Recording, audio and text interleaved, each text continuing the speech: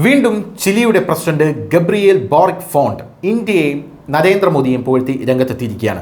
ചിലിയുടെ president ഇന്ത്യയെ പുകഴ്ത്തുന്നു, നരേന്ദ്രമോദിയെ പുകഴ്ത്തുന്നു. ഇതിൽ എന്താണ് ഇത്ര പറയാനിരിക്കുന്നതെന്ന് ചോദിച്ചാൽ ചിലി എന്ന് പറയുന്നത് ചൈനയുടെ അടുത്ത സുഹൃത്താണ് എന്നുള്ളത് കൊണ്ടാണ്. ചിലി ഇന്ത്യയെയും നരേന്ദ്രമോദിയെയും പുകഴ്ത്തണമെങ്കിൽ അതിന് ചിലിക്ക് ചില്ലറ ഗട്ട്സ് ഒന്നും പോരാ എന്ന് നമ്മൾ മനസ്സിലാക്കിയിരിക്കണം.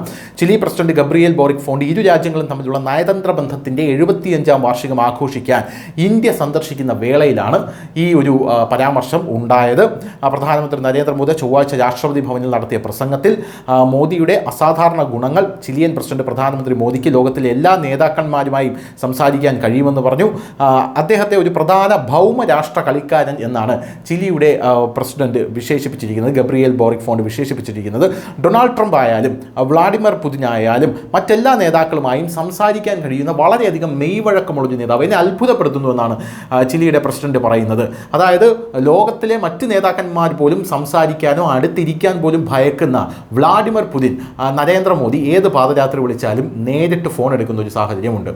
വ്ളാഡിമിർ പുതിനെ കാണാനായി എല്ലാ രാജ്യത്തെയും തലവന്മാർ നേരിട്ടെത്തുമ്പോൾ നരേന്ദ്രമോദി മാത്രം ദൂതനെ പറഞ്ഞയക്കുന്നു. വ്ളാഡിമിർ പുതിൻ അതിനെ അനുവദിച്ചിട്ടുണ്ട്, അജിത് ഡോവൽ പോകുന്നു. അപ്പോൾ അങ്ങനെയൊക്കെയുള്ള ഒരു സാഹചര്യത്തിൽ വലിയ അത്ഭുതമാണ് നരേന്ദ്രമോദിയുടെ കാര്യത്തിൽ ഇദ്ദേഹത്തിന് തോന്നുന്നത്. അത് അദ്ദേഹം തുറന്നു പറഞ്ഞു. സെലൻസ്കി അല്ലെങ്കിൽ വ്ളാഡിമിർ പുതിൻ, ലോകത്തിലെ എല്ലാ നേതാക്കളുമായും നരേന്ദ്രമോദിക്ക് സംസാരിക്കാൻ കഴിയും.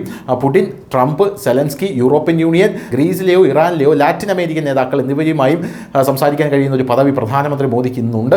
ഗബ്രിയേൽ ബോറിക് ഫോണ്ട് ഇത് പറയുന്നു. മറ്റൊരു നേതാവിനും ഇപ്പോൾ പറയാൻ കഴിയാത്ത കാര്യമാണ്. അതിനാൽ നിങ്ങൾ ഇന്നത്തെ ഭൗമരാഷ്ട്ര അന്തരീക്ഷത്തിൽ ഒരു പ്രധാനപ്പെട്ട കളിക്കാരനാണ് എന്നും ബോറിക് ഫോണ്ട് പറയുന്നു.